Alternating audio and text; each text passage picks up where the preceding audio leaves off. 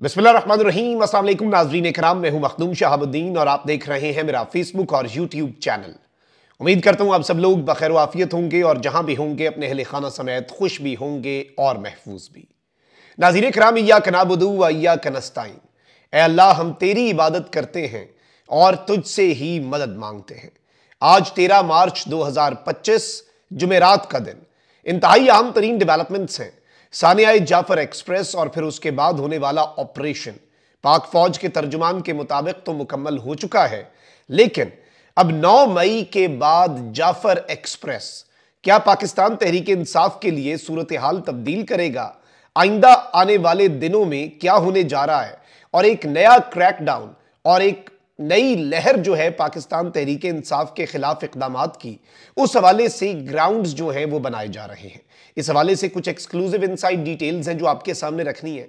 जबकि दूसरी जानिब कप्तान ने भी एस्टैब्लिशमेंट को चारों शाने चित करने का फैसला किया है और 2 बड़े सरप्राइजेस हैं इस निज़ाम के लिए, इस सिस्टम के लिए और इस एस्टैब्लिशमेंट के लिए। एक जानिब तो बलूचिस्तान के मामलात के हवाले से और दूसरा जो जुडिशरी को कंट्रोल करना है उस हवाले से एस्टैब्लिशमेंट को इमरान खान साहब ने एक दिन में 2 सरप्राइजेस दिए हैं।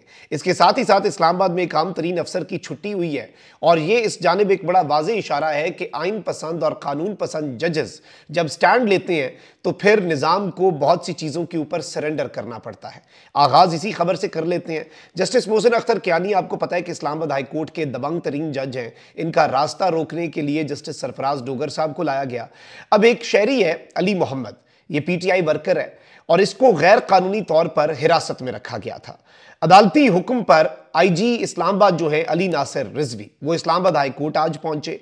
आईजी इस्लामाबाद जो है उन्होंने जस्टिस मोहसिन अख्तर कियानी की अदालत में उनके रूबरू पेश होना था और जैसे ही केस की समाअत शुरू हुई तो आईजी साहब जो है उन्होंने आज एक बहुत बड़ा इंकशाफ किया। अब आप ये देखें ना कि पीटीआई के वर्कर को उठाकर गायब करना, ये सब कुछ जो है ये निज़ाम के कहने पर होता है और जो अफसरान ये करते हैं उन्हें प्रोटेक्ट करता है ये निज़ाम।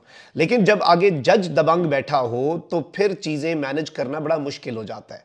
अब शहरी अली मोहम्मद को गैर कानूनी हिरासत में रखने के खिलाफ केस में यह बताया गया कि एसएचओ और एसपी को क्लोज कर दिया गया है। तमाम हकाइक के लिए जेआईटी बना दी गई है। मुलविस किसी अफसर को छोड़ा नहीं जाएगा। महकमाना इंक्वायरी भी जारी है। एंटी करप्शन से मुतल्लिक मामला भी एफआईए को भिजवा दिया है। यानी कि आईजी साहब ने आज कहा कि जी हमने एसपी और एसएचओ फारिग कर दिए हैं, उनके खिलाफ हमने जीआईटी बना दी है, मुलविस अफसरान को छोड़ेंगे नहीं।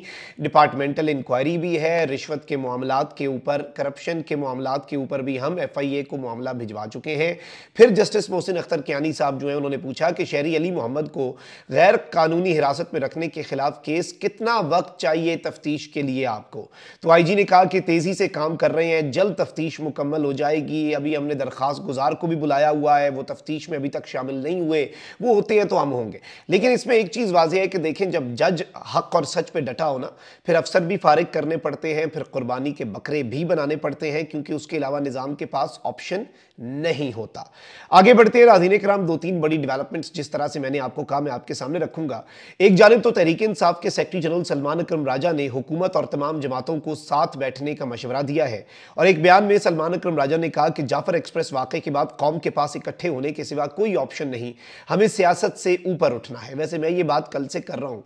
इवन DGISPR ने जो एक मखसूस सियासी जमात के हवाले से स्टेटमेंट दी, उस स्टेटमेंट ने डिबेट का धारा मोड़ दिया। अगर वो स्टेटमेंट ना होती तो फिर डिबेट असल इशू पर हो रही होती, BLA के दहशतगर्दों पर हो रही होती, लेकिन उससे डिबेट ही चेंज हो गई और कौमी यकजहती जिसकी इस लम्हे हमें सबसे ज्यादा जरूरत है, पाकिस्तान तहरीक इंसाफ भी यही कह रही है। और इस सब के अंदर मैं आपको बता दूं कि सलमान अकरम राजा ने कहा कि मिल बैठकर मुल्क को इस मुश्किल से निकालना है। पीटीआई इसमें अपना मस्बत किरदार अदा करेगी और इसमें मैं आपको यह भी बता दूं कि पूरी सूरत हाल में ये याद रखिएगा कि बलूचिस्तान के अंदर जिस तरह से हुकूमतें कायम की जाती हैं वो भी सबको पता है और कहने को तो पीपल्स पार्टी की हुकूमत बनाई गई है, जिस तरह से बनाई गई, आप पंजाब की धांधली भूल जाएंगे। बलूचिस्तान में तो पता नहीं कितने अरसे से हो रहा है अपनी मर्जी से हुकूमतों का बनाना और तोड़ना और गिराना।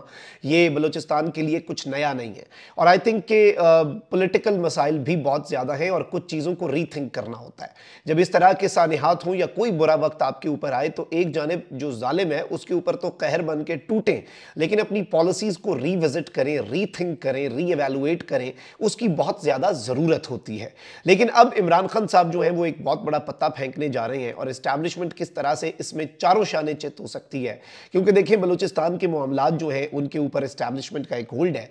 लेकिन इस सब में अब अपोजिशन रहनुमा महमूद खान अचकजई और अख्तर मेंगल ने गुज़श्ता दिनों एक ट्वीट किया जब ये सानिया हुआ जाफर एक्सप्रेस का, और वो ट्वीट बड़ा इंपॉर्टेंट था।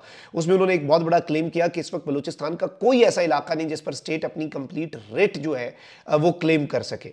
अब ये एक बड़ी अलार्मिंग बात है, क्योंकि ये बलूचिस्तान के मामलात को समझते हैं।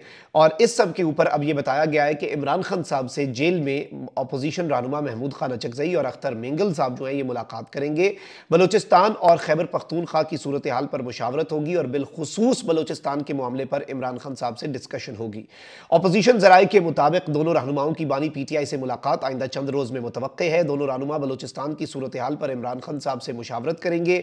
पीटीआई और अपोजिशन क़यादत की मुल्की सियासी सूरत हाल पर भी मुशावरत होगी।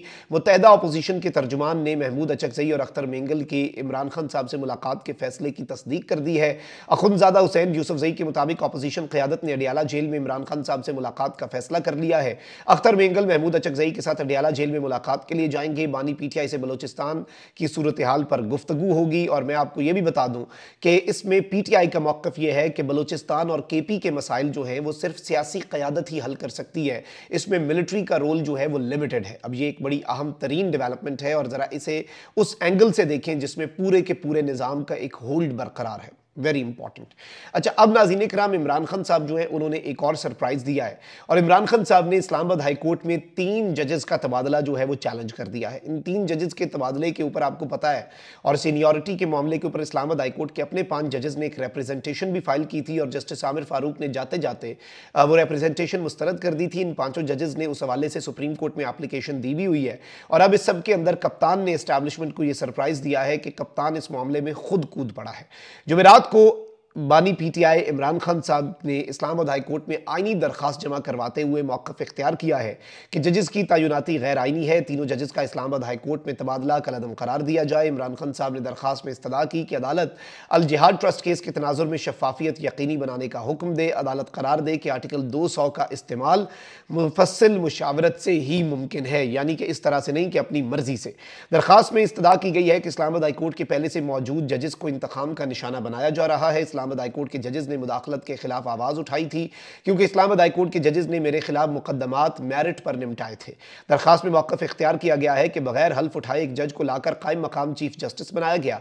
ये सारे तरीक़े अदलिया की आज़ादी ख़त्म करने के लिए आजमाए जा रहे हैं और ये हरबे जो हैं ये जुडिशल इंडिपेंडेंस को कॉम्प्रोमाइज़ करने के लिए सारा ये नफेरियस डिज़ाइंस किए गए हैं, प्लान किए गए हैं। तो इमरान खान साहब की एप्लीकेशन जो है ये भी एक गेम चेंजर एप्लीकेशन है और बिलाशुबा ये एक बड़ी डेवलपमेंट है।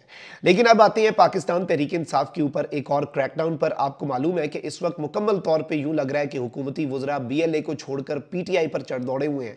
लेकिन यहाँ पर कुछ चीज़ें हैं जो बड़ी इंपॉर्टेंट हैं। जर्नलिस्ट हैं जी आमिर इलियास राना, वो कहते हैं कि जब DG ISPR ये ऐलान करें कि जाफर एक्सप्रेस वाक़े ने रूल्स ऑफ द गेम बदल दिए हैं, इसका मतलब वाज़ेह है कि पहले 9 महीने सूरत हाल बदली थी और अब ये एक ऐसा ऐलान है जिससे बलूचिस्तान की सूरत हाल से फ़ायदा उठाकर दुश्मन का बयानिया दिन ब दिन बनाया गया सोशल मीडिया पर। अब उन पर एक और मुश्किल वक्त आने को है, कोई समझे तो, यानी कि बलूचिस्तान की सूरत हाल से फ़ायदा उठाकर दुश्मन का बयानिया जिन्होंने सोशल मीडिया पर बनाया उनके लिए हालात बदलने वाले हैं आफ्टर 9 मई, यानी जो 9 मई के बाद क्रैकडाउन हुआ उसी तर्ज का क्रैकडाउन जो है वो ये कह रहे हैं, कोई समझे तो हो। लेकिन इसमें जो एक खबर आई है, चले ये तो तज्जिया हो सकता है ना, इसे हम तज्जिया कह सकते हैं, एनालिसिस कह सकते हैं। नाज़रीन किराम, खबर यह है कि एक JIT आपको पता है बनी हुई है और वो है सोशल मीडिया पर जो कैंपेन्स चलती हैं PTI के सोशल मीडिया के ख़िलाफ़ तहक़ीक़ात करने के लिए मुल्क दुश्मन और इदारों की दुश्मनी में जो एक इल्ज़ाम लगता है। तो अब रियासत मुखालिफ प्रोपेगेंडे के इल्ज़ाम में इमरान खान साहब की हमशीरा अलीमा खान और उमर अयूब को IG इस्लामाबाद की JIT ने एक मरतबा फिर तलब कर लिया हुआ है। अलीमा खान साहिबा जो है उन्हें आज तलब किया गया है, आज वो पेश होती हैं या नहीं ये तो हमें इन द कमिंग आवर्स पता लग जाएगा। लेकिन उमर अयूब साहब जो है उन्हें कल पेश होने का हुक्म दिया गया है। गुज़श्ता पेशी पर भी PTI के कुछ रहनुमा जिन्हें बुलाया गया था वो पेश हुए थे, लेकिन अब मामला जो है वो इमरान खान साहब की हमशीरा तक जा पहुंचा है। तो आई थिंक कि ये एक बड़ी इंपॉर्टेंट डेवलपमेंट है जिसे समझना इस वक्त बहुत ज़्यादा ज़रूरी है। कमेंट सेक्शन में राय का इजहार ज़रूर करें। अपना बहुत ख्याल रखें। अल्लाह निगहबान। पाकिस्तान जिंदाबाद।